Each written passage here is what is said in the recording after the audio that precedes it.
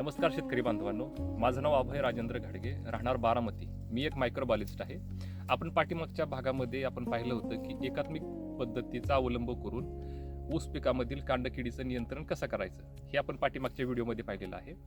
आजही आपण ह्याच उद्देशानं आहे की एकात्मिक कीड व्यवस्थापन लोकांपर्यंत पोचावं, त्याचा अवेअरनेस वाढवावा आणि लोकांनीही म्हणजे शेतकरी बांधवांनी आपल्या शेतामध्ये एकात्मिक पद्धतीनं कीड व्यवस्थापन कसं करावं ह्या बाबतीच्या प्रॅक्टिसेस लोकांनी आपल्या शेतामध्ये वाढवाव्यात.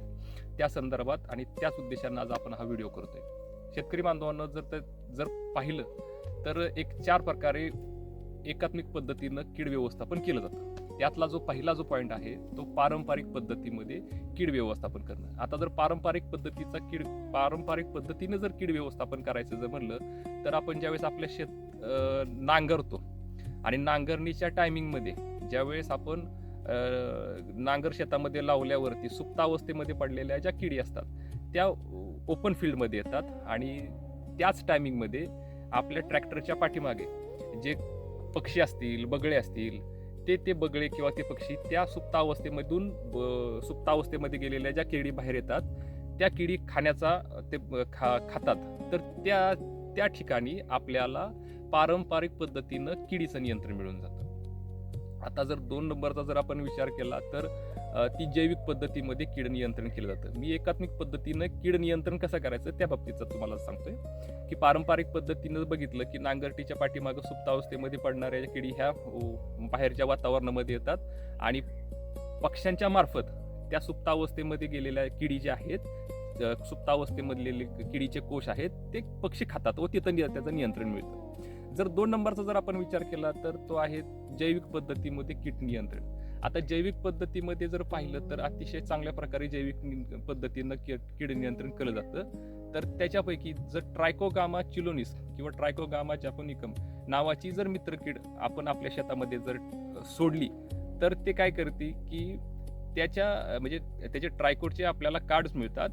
ते कार्ड आपण जर आपल्या शेतामध्ये जर लावले तर त्या कार्डवरती छोटी अंडी असतात जी लाखोच्या संख्येमध्ये असतात आणि त्याच अंड्यामधून ती आपली जी मित्रकीड आहे ती बाहेर पडती व आपल्या उसावरील असणारी जी काही किडी असतील, त्याची काही अंडी असतील तर ते त्यावरती जगतात आणि त्यावरती अतिशय चांगल्या प्रकारे आपल्याला त्याचं किडींचं नियंत्रण करता येतं.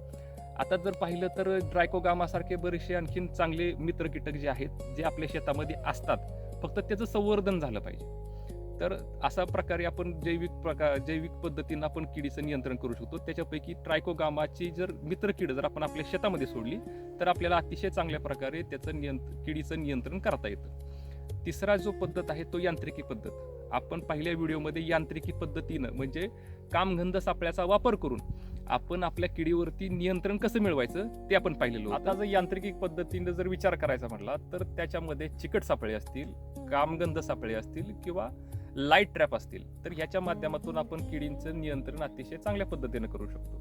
आता चिकट सापळे हे रस शोषणाऱ्या किडींसाठी आपण वापरू शकतो.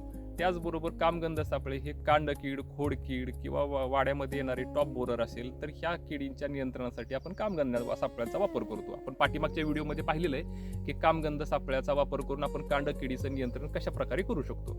आता आपण जो व्हिडिओ तयार करतोय तो लाईट ट्रॅपच्या माध्यमातून आपण किडींचं नियंत्रण कसं करू शकतो ह्या बाबतीतचा आहे आणि तोच आपण आता इथून पुढे बघणार आहे.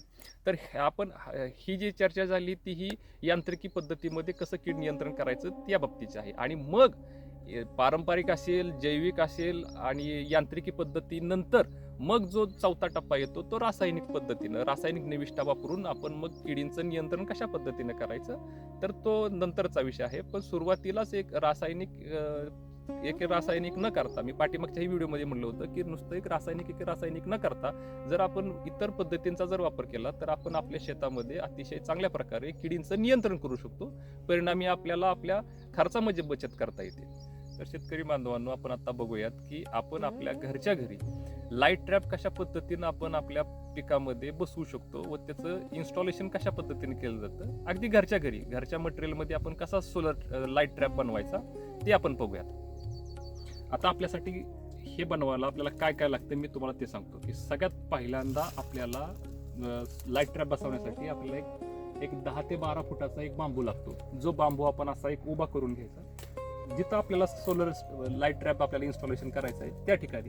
मग जर कोणी आपल्या सबमेनवरती जरी आपण एक बांबू उभा केला तरी आपल्याला सफिशियंट आहे की ज्या ठिकाणी आपण लाईट ट्रॅप बसवणार आहे ती जागा आपण निवडावी आणि त्या ठिकाणी एक 10 ते 12 फुटाचा बांबू आपल्या जवळ घरी असतोच किंवा बाजारामधून जरी आपण आणला आणि तो उभा केला तरी आपल्याला चालू शकतो. आता लाईट ट्रॅप बनवण्यासाठी आपल्याला काय पाहिजे, जास्त काही वेगळं नसू नये. एक मार्केटमध्ये एक चॉकलेटची भरणी किंवा एखादी बॉटल, अशी बॉटल जी ट्रान्सपरंट पाहिजे. आणि ही ट्रान्सपरंट बॉटल बघा आपण आता इथं वापरलेली आहे. आणि ही बॉटल कशी पद्धतीने आपण कट केली ती बघा. ही बॉटल घ्यायची आणि त्याच्या चारही बाजूने तिला कट मारायचा. आपण इथं एक कट मारलेला आहे, ह्या साईडला एक छोटा कट मारलेला आहे, इथं एक कट मारला आहे आणि ह्या साईडला एक कट मारलेला आहे. आणि हे चारही पिलर आपल्याला तसेच उभे ठेवायचे. आणि ह्या खालच्या भागामध्ये आपल्याला पाणी आणि कीटकनाशक आपण ह्याच्यामध्ये टाकणार आहे, तर तेवढं अंतर आपल्याला खाली सोडायचं आहे. आता आपण पाहिलं की आपल्याला काय लागतंय तर आपल्याला पहिल्यांदा एक बांबू किंवा एखादा असा पिलर की आपल्याला त्याच्यावरती लाईट ट्रॅप टाकता येईल.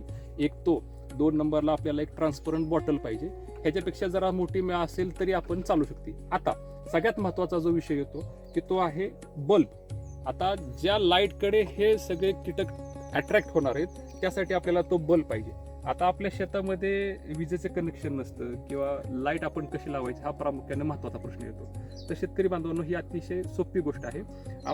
आपल्याकडे सगळ्यांकडे पाठीवरचे चार्जिंगचे पंप असतात आणि त्याच पंपाबरोबर आपल्याला एक बल्ब मिळालेला असतो. जो बल्ब, त्याच बल्बचा वापर करून आपल्याला लाईट ट्रॅप बसवायचा आहे. आता हा बदल बघितला तर ह्या बॉटलमधून आपण ह्या टोपणातून ह्या बल्बची वायर आपण इथं काढून घेतलेली आहे. आणि हे जर तुम्ही बघितलं तर ह्या ठिकाणी माझा इंजेक्टर आहे. त्या इंजेक्टरलाच आपण ह्याचं कनेक्शन दिलेलं आहे. दिसतंय का खाली हा जो इंजेक्टर आहे, ह्या इंजेक्टरला मी माझं कनेक्शन दिलेलं आहे. आणि माझ्या हातामध्ये ह्याचं बटन आहे बघा. हे जर बटन चालू केलं तर हा लाईट ट्रॅप ऑटोमॅटिक ऑन होतोय आणि बंद होतो. ओके, तर आता हाच लाईट ट्रॅप आपल्याला कशा पद्धतीने जोडायचा आहे हे पाहूया. मगाशी दाखवल्याप्रमाणे किंवा मगाशी सांगितल्याप्रमाणे आपण आता आपला जो लाईट ट्रॅप आहे तो आपण त्या बांबूवरती इन्स्टॉलेशन केलेला आहे. तर तो कशा पद्धतीने इन्स्टॉलेशन केलं ते एकदा पाहून घ्या. आणि त्याच बॉटलमध्ये आपण पाणी आणि त्याच्यामध्ये कीटकनाशक वापरलेलं आहे, जेणेकरून कीड ज्या ठिकाणी आली तर त्या ठिकाणी त्याचं ट्रॅपिंग व्हावं. त्या उद्देशानं आपण त्याच्यामध्ये पाणी आणि कीटकनाशक टाकलेलं आहे. आणि आता हा जो लाईट ट्रॅप आहे तो आता अतिशय व्यवस्थितपणे आपण त्याचं इन्स्टॉलेशन केलेलं आहे. जर तसं पाहिलं तर संध्याकाळी सायंकाळ जसा अंधार पडायला सुरुवात होईल त्या काळापासून एक 3 ते 4 तासापर्यंत जर आपण आपल्या शेतामध्ये जर येऊन लाईट ट्रॅप जर चालू केला तर आपल्याला त्याच्यावरती अतिशय चांगल्या प्रकारे किडीचं नियंत्रण मिळू शकतं. आता हे मलाही माहिती आहे की ह्याची कंटिन्युटी झाली पाहिजे, पण ज्या शेतकऱ्यांना ह्याची कंटिन्युटी जास्त मोठ्या प्रमाणामध्ये करता येत नाही तर त्या शेतकऱ्यांनी निदान एक 15 दिवसातून 3 ते 4 दिवस आणि दुसऱ्या 15 आठवड्यातून 3 ते 4 दिवस म्हणजे महिन्यातून एकूण 7 ते 8 वेळा जरी आपल्या शेतामध्ये लाईट ट्रॅप जर बसवला, जर आपण तसं बघितलं तर ठोकताळ्यानं आपण म्हणतो की अमावस्याच्या टायमिंगला आणि पौर्णिमेच्या टायमिंगला किडींचा प्रादुर्भाव हा जरा जास्त प्रमाणामध्ये दिसून येतो.